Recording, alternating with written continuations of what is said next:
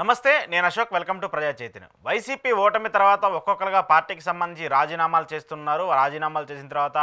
కొంతమంది రాజకీయాలకు దూరంగా ఉంటే మరి కొంతమంది వేరే పార్టీలో చేరుతున్నారు మరి కొంతమంది సైలెన్స్ అయితే మెయింటైన్ చేస్తున్నారు ప్రధానంగా పార్టీలకు సంబంధించి రాజకీయంగా చూసుకుంటే వైసీపీకి రాజీ చేసినటువంటి చాలా మంది నేతలు అంటే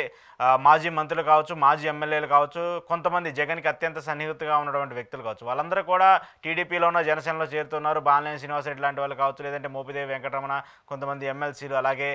భీమవరం మాజీ ఎమ్మెల్యే గంధి శ్రీనివాస్ వీళ్ళందరూ కూడా రాజకీయంగా వైసీపీకి దూరంగానే ఉన్నారు సో ఇప్పుడు వీళ్ళు కొంతమంది టీడీపీ పార్టీలో చేరారు ఆళ్ళ నాని లాంటి వాళ్ళు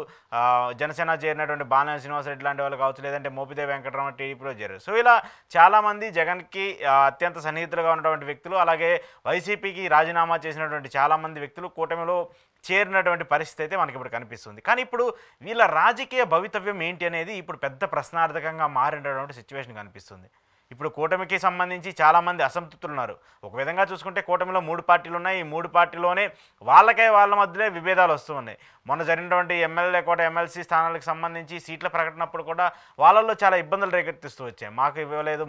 అంటూ కూడా కొంత అసంతృప్తి వెళ్ళగక్కినటువంటి పరిస్థితి కూడా ఉంది ఇలాంటి నేపథ్యంలోనే ఇంకా వైసీపీ నుంచి ఎవరైతే కూటమిలోకి వచ్చినటువంటి వ్యక్తులు ఉన్నారో వాళ్ళకి రాజకీయం ఎలా ఉండబోతుంది వాళ్ళ రాజకీయ భవితవ్యం ఎలా ఉండబోతుంది అనేది ఇప్పుడు పెద్ద ఎత్తున చర్చనీయాంశంగా మారుతుంది ఉదాహరణకు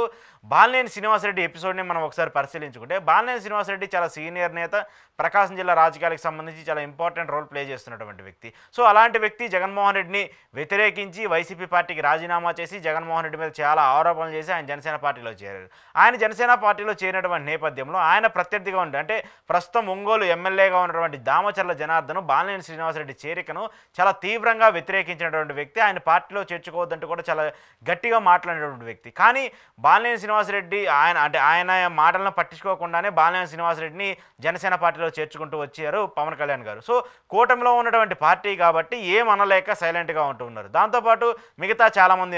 ఏలూరుకి సంబంధించినటువంటి ముఖ్యమంత్రిగా పనిచేసినటువంటి ఆళ్ళ నాని కూడా ఆయన టీడీపీ పార్టీలో చేరారు అలాగే మాజీ మంత్రిగా పనిచేసి రాజ్యసభ ఎంపీగా ఉన్నటువంటి మోపిదేవి వెంకటరమణ కూడా టీడీపీలో చేరారు సో ఇలా చాలామంది నేతలందరూ కూడా టీడీపీ జనసేనలో చేరినటువంటి నేపథ్యంలో వీళ్ళకి ఎలాంటి పదవి ఇవ్వాలి వీళ్ళకి ఎలాంటి కన్ఫర్మేషన్ ఇవ్వాలనేటువంటి కాన్ఫిడెన్స్ లేకుండానే ఒక పెద్ద ఎత్తున చర్చ కూటమిలో జరుగుతుంది ఎందుకంటే ఉన్నటువంటి నేతలకే టికెట్లు త్యాగం చేసినటువంటి నేతలకే ఎన్నికల్లో కష్టపడినటువంటి నేతలకే కూటమిలో ప్రధానంగా వాళ్ళకి ఒక భాగం కల్పించే పరిస్థితి లేదు నామినేటెడ్ పదవులు చూసినా లేదంటే ఎమ్మెల్సీలు చూసినా రాజ్యసభలు చూసినా ఏవి చూసినా కూడా ఇంకా మాకు రాలేదనే అసంతృప్తిలో చాలామంది నేతలు ఉన్నారు అటు టీడీపీకి సంబంధించి ఉన్నారు జనసేనకి సంబంధించి ఉన్నారు బీజేపీకి సంబంధించి ఉన్నారు సో 3 పార్టీల్లోనే ఇంతమంది ఉన్నప్పుడు కొత్తగా వైసీపీ నుంచి ఎవరైతే రాజీనామాలు చేశారో జగన్మోహన్ రెడ్డిని వ్యతిరేకించి ఎవరైతే పార్టీలో చేరారో వాళ్ళ రాజకీయం ఎలా ఉంటుంది అనేటువంటి ఇప్పుడు పెద్ద క్వశ్చన్ మార్క్ కూడా ఉంది ఎవరైతే జగన్మోహన్ రెడ్డి అంటే కూటమి సర్కార్ ఓడిపోయిన తర్వాత కూడా వైసీపీకి సంబంధించి నిలబడినటువంటి నేతలు ఉన్నారో వాళ్ళందరికీ జగన్మోహన్ రెడ్డి రెడ్ కార్పెట్ వేసి ఇప్పటి నుంచే వాళ్ళు కన్ఫర్మేషన్ ఇస్తారు మీరు ఈ నియోజకవర్గం కోసం పనిచేసుకోండి నెక్స్ట్ కన్ఫామ్గా ఎంతమంది మన పార్టీలో చేరినా ఎంతమంది వెళ్ళిపోయినా సరే ఖచ్చితంగా ఈ టికెట్ మీకే ఇస్తాను సో మీరు పని చేసుకోవాలంటే కూడా జగన్మోహన్ రెడ్డి కాన్ఫిడెంట్ ఇస్తూ ఉన్నారు సో వాళ్ళ నియోజకవర్గంలో నెక్స్ట్ టర్మ్ గెలిచేందుకు కూడా వాళ్ళు ప్రయత్నాలు చేస్తూ ఉన్నారు ఇప్పుడు ఇలాంటి నేపథ్యంలో వైసీపీలో గత 2-3 సార్లు పోటీ చేసి గెలిచినటువంటి నేతలు కావచ్చు లేదంటే లాస్ట్ టర్మ్ పోటీ చేసి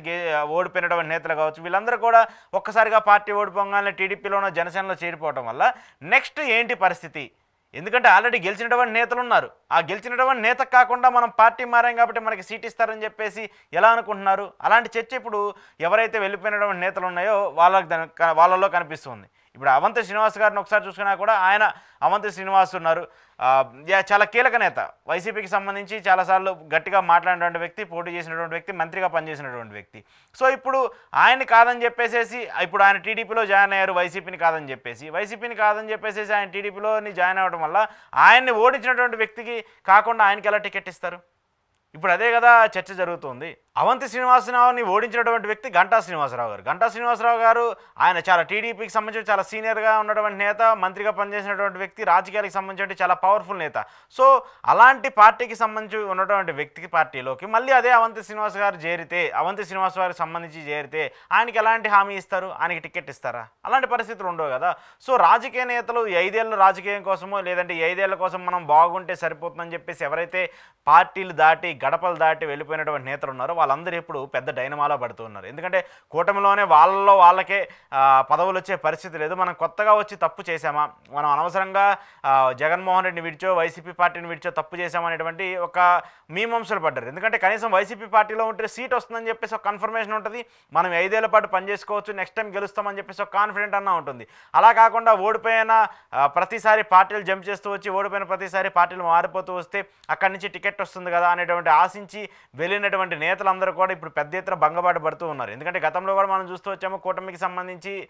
ఎవరైతే చివరి దశలో చాలామంది వైసీపీ నుంచి టీడీపీలోకి వెళ్ళారు, వాళ్ళకి టికెట్లు ఇస్తూ వచ్చారు. కానీ ఒరిజినల్ టీడీపీ ఎబిలిటీ ఉన్నటువంటి నేతలందరూ కూడా పక్కకు వెళ్ళిపోయినటువంటి పరిస్థితి ఉంది. ఒక విధంగా చూస్తే దేవినేని ఉమా లాంటి వాళ్ళు ఒక టికెట్ త్యాగం చేశారు, వర్మకి సంబంధించి వాళ్ళు టికెట్ త్యాగం చేశారు. వాళ్ళందరికీ కూడా ఇప్పటివరకు న్యాయం జరగలేదు. వంగవీటి రాధా టికెట్ త్యాగం చేశారు, ఇప్పుడు ఆయనకు కూడా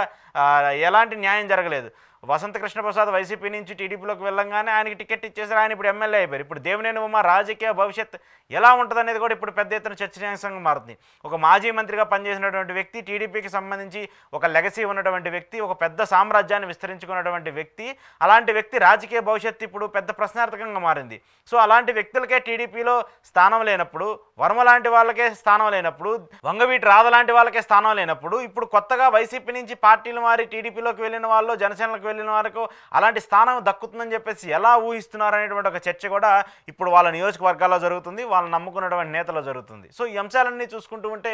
ఎవరైతే వైసీపీని వదిలి వెళ్ళినటువంటి నేతలు ఉన్నారో వాళ్ళందరూ కూడా ఒక ఆలోచనలో పడ్డారు. వైసీపీలో ఉంటేనే బెటర్గా ఉండేదేమో, కనీసం ప్రభుత్వానికి వ్యతిరేకంగా పోరాడే వాళ్ళం, లైమ్ లైట్లో ఉండేవాళ్ళం, ప్రజలకు సంబంధించిన అంశాల మీద మాట్లాడుతూ ఉండేవాళ్ళం. ఈ 5 ఏళ్ళలో ఎంతో కొంత పార్టీకి సంబంధించి కృషి చేసుకునే వాళ్ళం, పార్టీని బలోపేతం చేసుకునే వాళ్ళం, నెక్స్ట్ టర్మ్ గెలవడానికి ఒక అడుగులు పడేయి అనేటువంటి ఒక అంశాలు అయితే వాళ్ళు ఉన్నారు. సో ఇప్పుడు వైసీపీకి రాజీనామా చేసినటువంటి నేతలందరూ మళ్ళీ తిరిగి పార్టీలోకి వస్తారా? ఎందుకంటే ఇప్పటికి కూడా వైసీపీ గర్వాపసి పేరుతో ఒక ప్రకటన అయితే చేస్తూ వచ్చింది. ఎవరన్నా పార్టీలోకి తిరిగి వచ్చే వాళ్ళు ఉంటే రండి, నేను ఏమి అనుకోనంటూ కూడా జగన్మోహన్ రెడ్డి ఒక ఆదేశాన్ని ఇచ్చినటువంటి నేపథ్యంలో వాళ్ళందరూ కూడా మళ్ళీ పార్టీలోకి తిరిగి వస్తారా లేదనేసి చూడాలి. ఏదేమైనప్పటికీ కూడా ఎవరైతే పార్టీలు మారుతూ రాజీనామాలు చేసి ఇంకో పార్టీలో వెళ్ళినటువంటి నేతలు ఉన్నారో వాళ్ళందరికీ కూడా ఇప్పుడు రాజకీయంగా కంటిన్యూ అవ్వాలంటే మాత్రం కూటమిలో ఉంటే అయ్యే పరిస్థితి లేదని చెప్పేసి క్లియర్ కట్గా అర్థమైపోయింది.